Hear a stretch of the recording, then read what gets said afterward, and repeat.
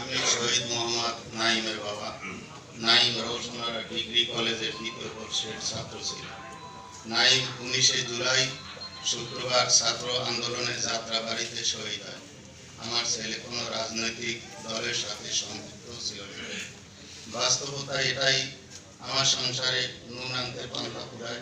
তারপরেও ছেলেকে ঢাকায় রেখে লেখাপড়া করিয়ে এত কষ্ট করে বড় করার পর মা বাবার সামনে যদি সন্তানের লাশ দেখতে পায়, কোনো মা বাবাই তা মেনে নিতে পারে না। স্মৃতিগুলো মনে পড়লে কান্না ধরে রাখতে পারি না। সন্তান হারানোর যে কি কষ্ট একমাত্র সেই বুঝে, যার সন্তান হারিয়েছে। সেই 19শে জুলাই থেকে ওর মা এখনো অসুস্থ। সুস্থ হবে কিনা তা আল্লাহ পাক ভালোই জানে। 2 ভাই ছিল। আমার বড় ছেলেটা মাঝে মাঝে ঘুমের থেকে চিল্লাই ওঠে, নাইম নাই বলে। আনমনা হয়ে গেছে, স্তব্ধ হয়ে গেছে ছেলেটা। মাঝে মাঝে ওর ভাইয়ের কথা জিজ্ঞেস করে, আবু ও কি তোমাদের কাছে বলে গেছিল? কিন্তু দুঃখের বিষয়, ওই দিন আমি খুব অসুস্থ ছিলাম। নাইম মসজিদে জুমার নামাজ পড়ে বাসায় এসে খাওয়া দাওয়া করে তারপর আন্দোলনে গিয়েছিল, কিন্তু আমি জানতাম না।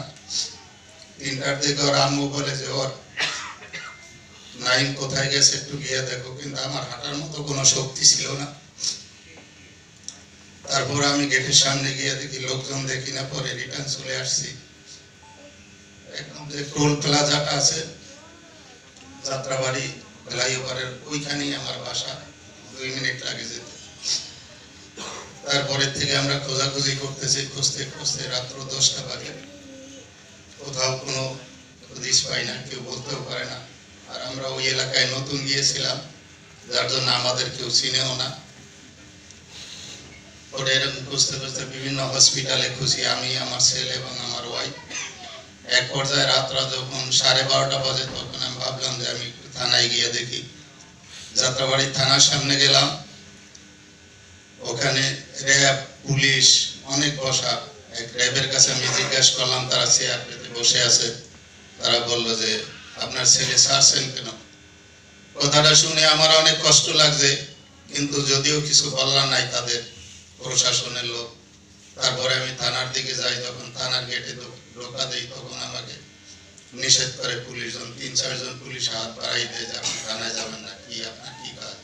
আমি বললাম যে স্যার, আমার 3টা থেকে আমার ছেলেটা পাচ্ছি না, আমি একটু থানায় গিয়ে দেখি ওরে নিয়ে আসছি কিনা এখানে। কিন্তু তারা বললো, কাকায় থানায় যে কোনো লাভ নেই, আমরা কোনো লোকই আজকে অ্যারেস্ট করি না, কোনো লোক থানায় আনি না।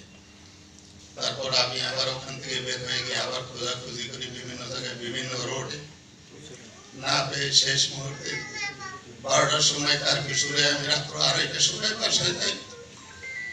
বাসায় যাইয়া উযু করে আমি তাহাজ্জুদের নামাজ পড়ে আর আম্মু সহ সারা রাত্রে ঘুমিয়ে যাই। মনে মনে ভাবলাম যে কালকে সকালে ঢাকা মেডিকেলে যাব।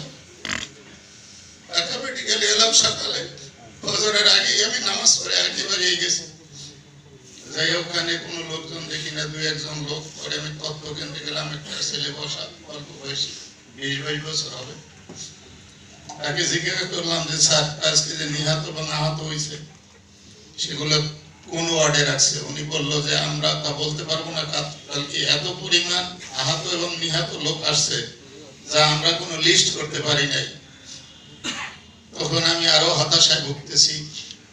পরে বললো ওনারা যে আপনারা দেখেন, বিভিন্ন ওয়ার্ডে ঘুরে ঘুরে দেখেন। অনেক ওয়ার্ড ঘুরে ঘুরে আমি আমার ছেলে দেখলাম, কিন্তু কোথাও পাচ্ছি না। এরকম করতে করতে 10টা বাজে।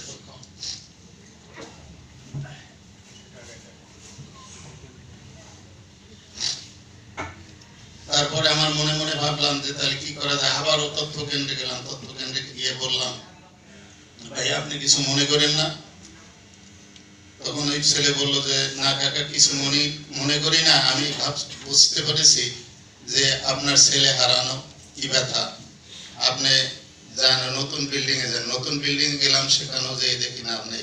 পরে আরেকটা লোক বললো যে সামনে বার্ন ইউনিট আছে, ওই ইউনিটেও নিয়ে গেছে। পরে ওই ইউনিটের নিচতলা থেকে 5 তলা পর্যন্ত আমি আর আমার ছেলে খুঁজছি, এমন কোন জায়গা নাই যে পাখি রাখি নেই। টয়লেটের সামনে বলতে আমি খুঁজছি, গেলাম আইসিইউতে। আইসিইউতে দুইটা ছেলে ইয়ং, অনেক সহযোগিতা করছে।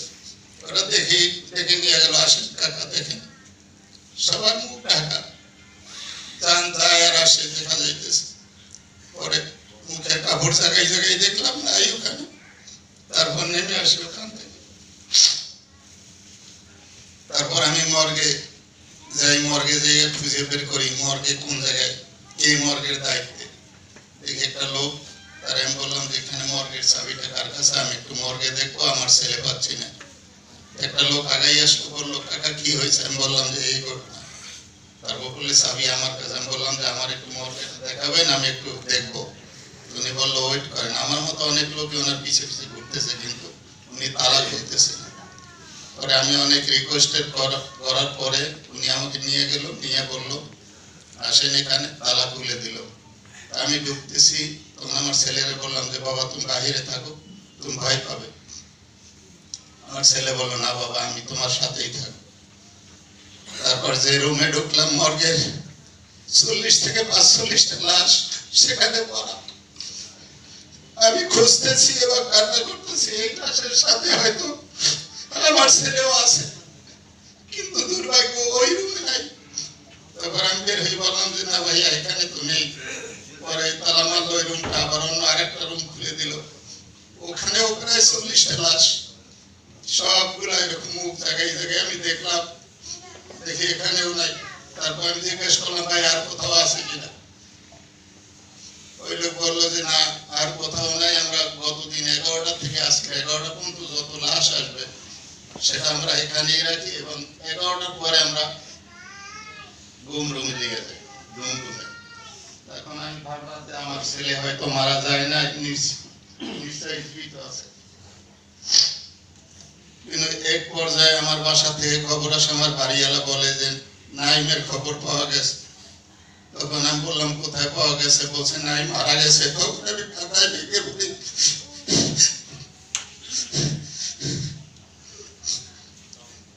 এক পর্যায়ে আমি জিজ্ঞেস করছি কোথায় নাইম? তখন বলছে যে ঢাকা মেডিকেলে মর্গে আছে। আমি বললাম আপনার কাছে কে বলছে? তখন বললো যে একটা ছেলে যে নিয়ে গেছে ওরে ঢাকা মেডিকেলে, সে তার সাথে দেখা হয়েছে। ওই ছেলে আমাদের বাসার সামনেই চায়ের দোকানে চা খেতে আসছে, বাড়িওয়ালা ওর ছবি দেখাইছে। তখন ওই ছেলে বলছে যে কালকে মারা গেছে, আমি নিয়ে গেছি।